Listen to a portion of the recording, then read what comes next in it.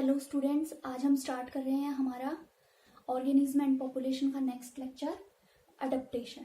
Okay, तो adaptation का मतलब क्या होता है? अडप्टेशन का मीनिंग होता है किसी भी ऑर्गेनिज्म का अपने फिजियोलॉजिकल, बिहेवियरल या अपने किसी भी एस्पेक्ट के अंदर चेंज करना ताकि वो अपनी सराउंडिंग में इजीली सरवाइव कर सके और रिप्रोड्यूस कर सके। ठीक है, क्योंकि बहुत सारे बायोटिक और एबायोटिक फैक्टर्स जो होते हैं वो ऑर्गेनिज्म की ग्रोथ के ऊपर इफेक्ट डालते हैं। तो ऑर्गेनिज्म को क्या चाहिए कि वो अपने आप को सरवाइव तो करवाए, लेकिन साथ साथ रिप्रोड्यूस भी करवाए, अपनी नई जनरेशन भी बनाए, अपनी जनरेशन को आगे लेकर जाए। ठीक है, तो वो अपने बिहेवियर या अपने फिजिक के अंदर कोई ऐसा चेंज करे जिसकी वजह से उसको एनवायरनमेंट के अंदर सरवाइव करना इजी हो जाए। ओके, तो इस प्रोसेस को बोलते हैं अडप्टेशन। अडप्टेशन का क्या होता है? मतलब दीज आर द क्या क्या है? ये चेंज है किस किस में? मॉर्फोलॉजिकल, बिहेवियरल एंड कौन से?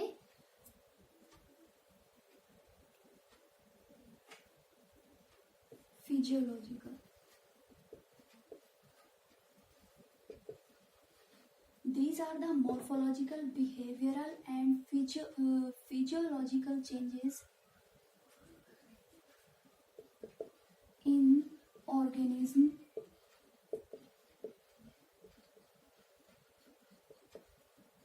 that help them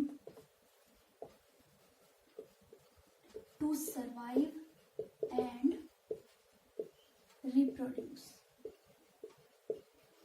ओके, किसी भी ऑर्गेनिज्म के अंदर मॉर्फोलॉजिकल, बिहेवियरल या फिजियोलॉजिकल चेंज जो उस पर्टिकुलर ऑर्गेनिज्म को किसी भी एनवायरनमेंट के अंदर सरवाइव करने और रिप्रोड्यूस करने के कैपेबल बनाए। ठीक है, तो वो क्या होते हैं? अडप्टेशंस। अब अडप्टेशन जो होती है वो अलग अलग टाइप की होती है, प्लांट्स के अंदर अलग और एनिमल्स के अंदर अलग। वो डिपेंड करता है कि किस टाइप के एनवायरनमेंट में कोई पर्टिकुलर प्लांट या कोई पर्टिकुलर एनिमल रह रहा है। ठीक है, तो हम बात करेंगे सबसे पहले प्लांट्स की।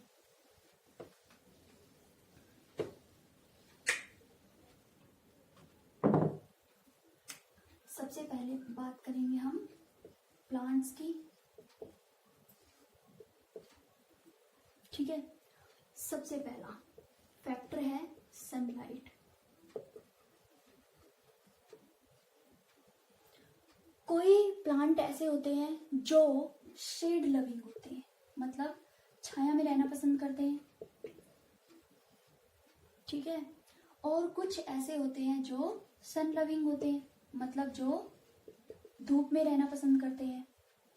ठीक है, तो जो शेड लविंग प्लांट्स होंगे, मीन्स जो छाया में रहना पसंद करेंगे, उनको हम क्या बोलते हैं? स्कियोफाइट्स। स्कियोफाइट्स। और जो सन लविंग होते हैं उनको हम क्या बोलते हैं? हेलिकोफाइट्स।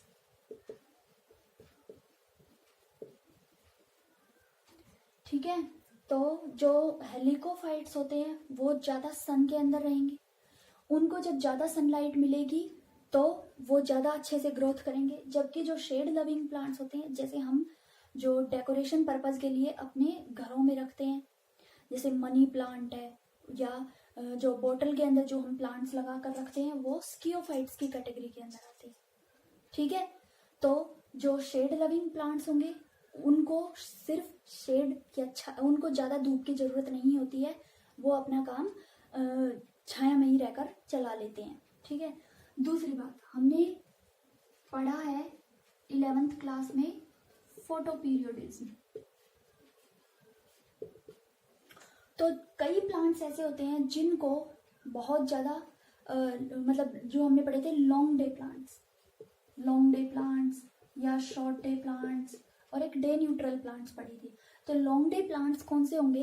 जिनको बहुत लंबे टाइम के लिए सन एक्सपोजर चाहिएगा तब उनके अंदर फ्लावर आएगा, जबकि शॉर्ट डे प्लांट्स के अंदर कुछ टाइम के लिए सनलाइट मिल जाएगी तो भी वो फ्लावरिंग इंड्यूस कर देंगे। ठीक है, तो प्लांट्स जो होंगे वो अपने आप को सनलाइट के अकॉर्डिंग अडप्ट करेंगे। और इसका सबसे अच्छा एग्जाम्पल होता है स्ट्रेटिफिकेशन, स्ट्रेटिफिकेशन इन फॉरेस्ट। फॉरेस्ट के अंदर क्या होता है, स्ट्रेटिफिकेशन देखने को मिलती है, मतलब हमें लेयरिंग देखने को मिलती है। सबसे पहले नीचे ग्रास होगी, उसके बाद श्रब्स होंगी, उसके बाद ट्रीज होंगे। तो क्या होगा, ये स्ट्रेटा बनता है, मतलब लेयरिंग है ये। तो जिनको सबसे कम धूप की जरूरत होती है वो सबसे नीचे रहेंगे, ताकि जो प्लांट्स होंगे उनकी छाया के नीचे वो आराम से सरवाइव कर सके। ठीक है, तो जो स्ट्रेटिफिकेशन होता है वो सबसे बेस्ट एग्जांपल होता है adaptation of plants towards sunlight. Okay, next आएगा इसमें वाटर। अगर वाटर बहुत ज्यादा है, मतलब कोई प्लांट एक्वाटिक है, तो एक्वाटिक प्लांट के अंदर क्या क्या चीजें होंगी, एक्वाटिक प्लांट के अंदर जो उनकी लीफ होगी, लीफ के ऊपर म्यूसिलेज की शीट होगी।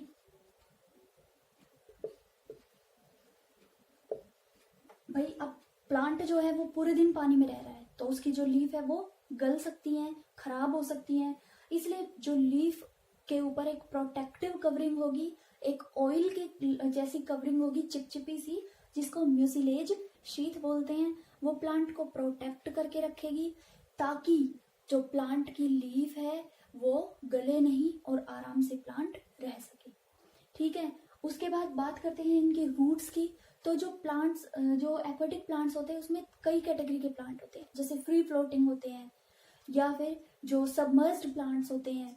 ये क्या होता है, इनके अंदर भाई इनको क्या है, बहुत सारा अमाउंट में वाटर मिल रहा है, तो इनके अंदर जो रूट सिस्टम होगा वो वेल डिफाइंड नहीं होगा, not well defined root system.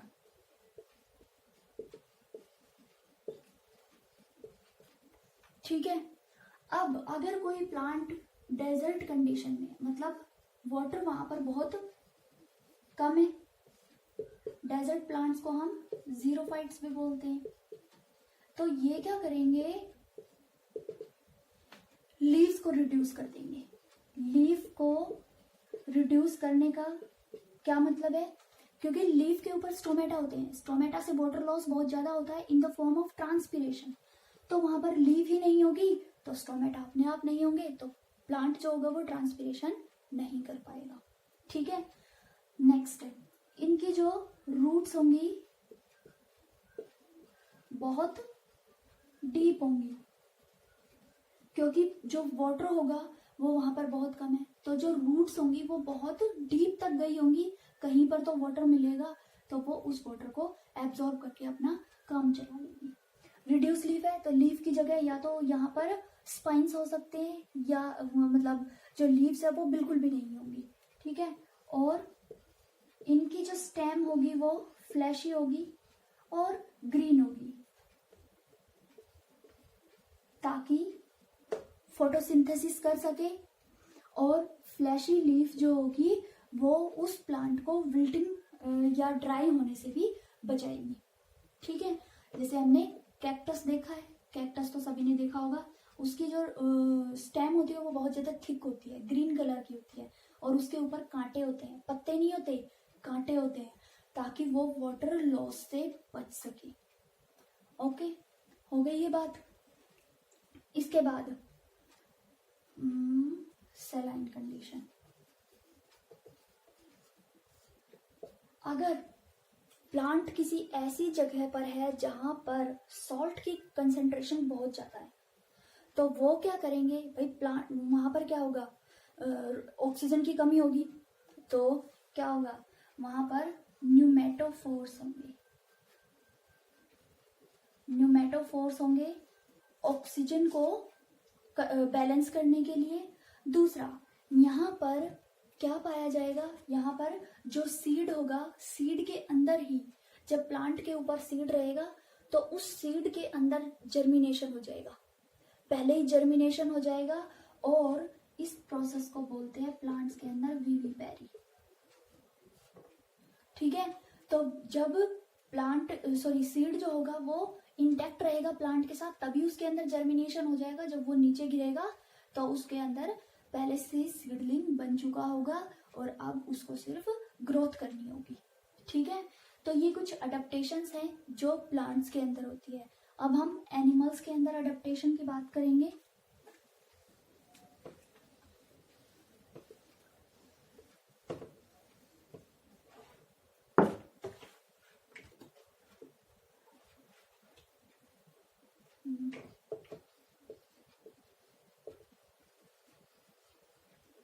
अब एनिमल्स के अंदर बात करेंगे तो सबसे पहला, हमने कल भी पढ़ी थी ये बातें, माइग्रेशन। और क्या बताया था मैंने, एस्टिवेशन एंड हाइबरनेशन। ये वाली बातें तो हमने कल भी करी थी, मैं एक बार रिवाइज करा देती हूँ। माइग्रेशन का मतलब होता है जहां पर सुटेबल कंडीशन नहीं है उस प्लेस को छोड़कर कहीं दूर चले जाएंगे। जब यहाँ सुटेबल कंडीशंस आ जाएंगी तो वापस वहीं पर आ जाएंगे। तो माइग्रेशन जो होती है, वो जो बर्ड्स होते हैं, आर्कटिक टर्न एक बर्ड होता है, आर्कटिक टर्न। ये क्या है, जो पोलर रीजन्स होते हैं, आर्कटिक रीजन्स, वहां पर इसका नेस्ट होता है। गर्मियों में ये वहां रहेगा पोलर रीजन्स में, और जैसे ही वहां पर सर्दी आएगी ये अमेरिका में माइग्रेट कर जाएगा। और ये सबसे लॉन्ग टर्म की माइग्रेशन दिखाता है, लॉन्ग डिस्टेंस की माइग्रेशन दिखाता है।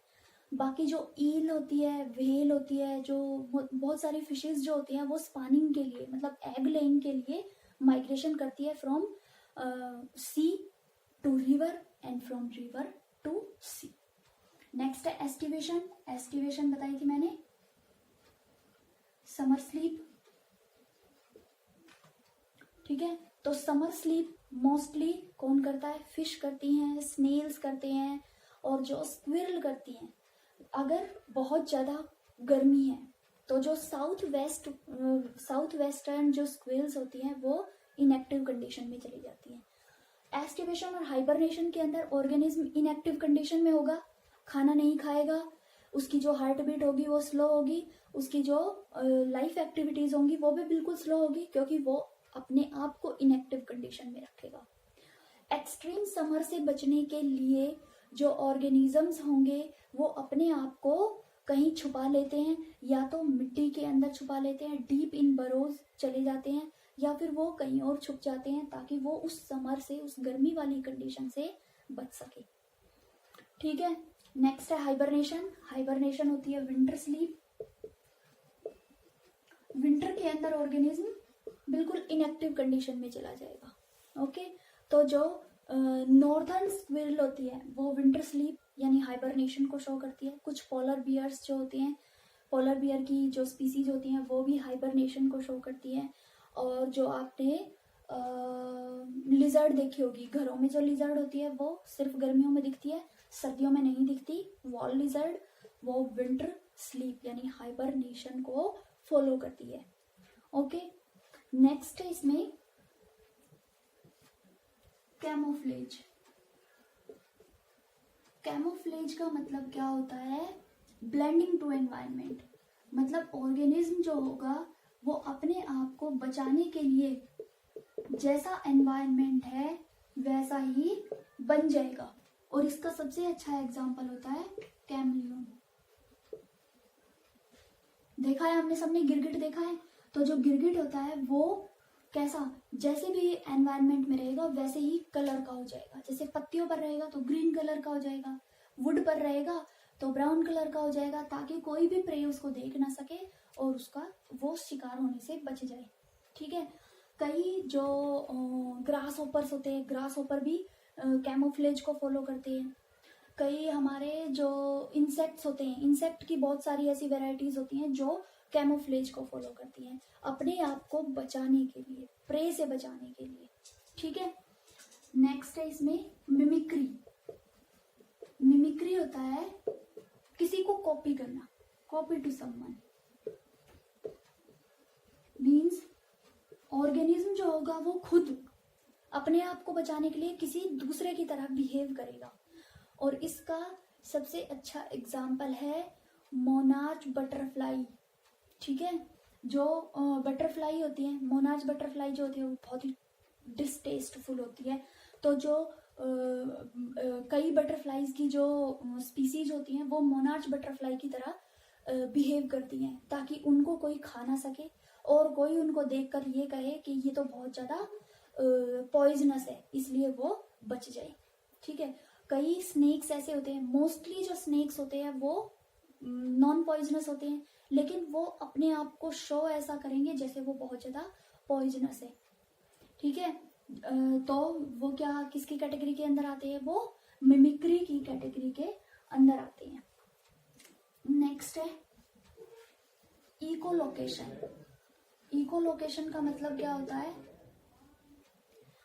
कई जो नॉक्टर्नल एनिमल्स होते हैं वो रात को मूव करते हैं, जैसे बैट्स होते हैं, चमगादड़ जो होंगे वो रात को मूव करते हैं, नॉक्टर्नल होते हैं। तो उनकी जो विजन पावर होती है वो बहुत कम होती है। क्या करेंगे, वो अल्ट्रासोनिक रेडिएशंस प्रोड्यूस करेंगे जो कि सोनार के प्रिंसिपल पर काम करेगा। जैसे अल्ट्रासोनिक रेडिएशंस प्रोड्यूस कर रहे हैं वो किसी ऑब्जेक्ट से टकराएगी तो वो उससे उस ऑब्जेक्ट का डिस्टेंस माप लेते हैं और उसी से वो अपना पाथ फॉलो करते हैं और कहीं पर भी वो टकराते नहीं है रात को। क्यों? क्योंकि उनके पास इको लोकेशन सिस्टम होता है, मतलब वो सोनार सिस्टम को फॉलो करते हैं। जो रेडिएशन उनसे रिलीज होंगी वो वाइब्रेशन की फॉर्म में उनसे वापस टकराएंगी और उससे वो उस ऑब्जेक्ट के डिस्टेंस का अंदाजा लगा लेते हैं। ठीक है, नेक्स्ट है इसमें एनिमल्स जो होंगे, अगर क्या बताया था मैंने कल, एक डायपोज की कंडीशन बताई थी, सस्पेंड, डायपोज या सस्पेंड। क्या होगा, फाइटोप्लैंक्टन्स और जूप्लैंक्टन्स या मोस्टली जो इंसेक्ट के लार्वा होते हैं वो अनफेवरेबल कंडीशन में अपनी ग्रोथ को स्टॉप कर देते हैं। जब उनको न्यूट्रिएंट्स नहीं मिलेंगे तो वो अपनी ग्रोथ को स्टॉप कर देंगे, उसके बाद जैसे ही फेवरेबल कंडीशन आएंगी अपनी ग्रोथ को वापस से रिज्यूम कर देंगे और ग्रोथ करना वापस स्टार्ट कर देंगे। ये मैंने कल भी बताया था। ठीक है, नेक्स्ट है इसमें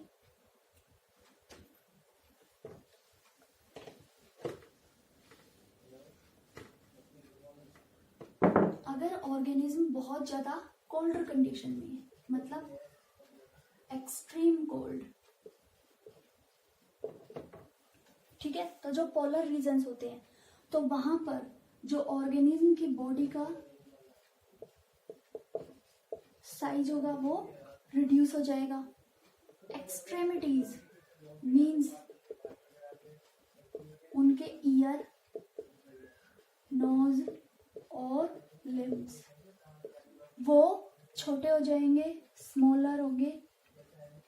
और ये कौन सा रूल है, ये है एलेंस रूल, कि अगर कोई भी एक्सट्रीम कोल्ड कंडीशन में रह रहा है तो उसकी एक्सट्रेमिटीज हमेशा शॉर्ट होंगी, छोटी होंगी, ताकि हीट लॉस कम से कम हो सके।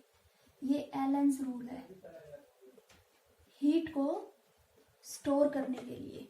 ठीक है, नेक्स्ट है एक्सट्रीम कोल्ड हो गया। उसके बाद डेजर्ट। डेजर्ट में क्या होगा, वाटर स्कैरसिटी है, वाटर कम है, तो क्या होगा, जो एनिमल्स होंगे वो ड्रिंक लेस वाटर और नॉट ड्रिंक, नेवर ड्रिंक, कभी नहीं पिएंगे। और इसका सबसे अच्छा एग्जांपल है कैंगारू रैट, जो जिंदगी में कभी पानी नहीं पीता, वो होता है कंगारू रैट। ठीक है, अब क्या होता है कि जो हमने कैमल देखा है, कैमल को क्या बोलते हैं, रेगिस्तान का जहाज। तो जो कैमल होता है, कैमल की जो ईयर होते हैं, ईयर को वो बार बार फ्लिप करता रहता है, या जो उनकी आई लैशेज होती है वो बहुत बड़ी होती है। क्यों? क्योंकि जो डेजर्ट होते हैं, डेजर्ट के अंदर बहुत धूल भरी आंधियां चलती है, तो जो उनकी आई लैशेज होंगी वो उनकी आंखों में धूल जाने से बचाएगी। ठीक है, तो क्या है, long eye lashes.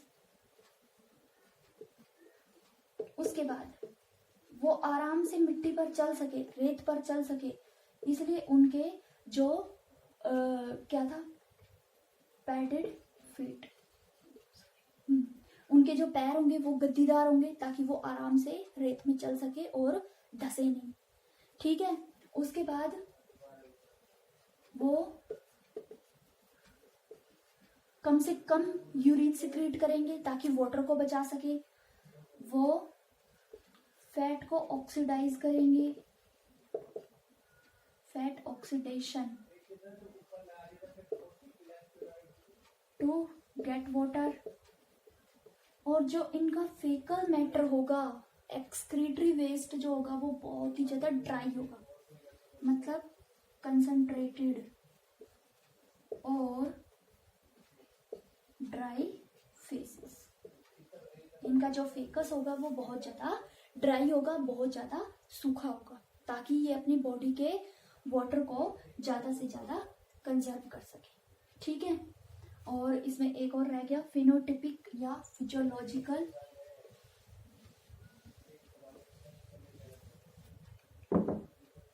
Phenotypic adaptation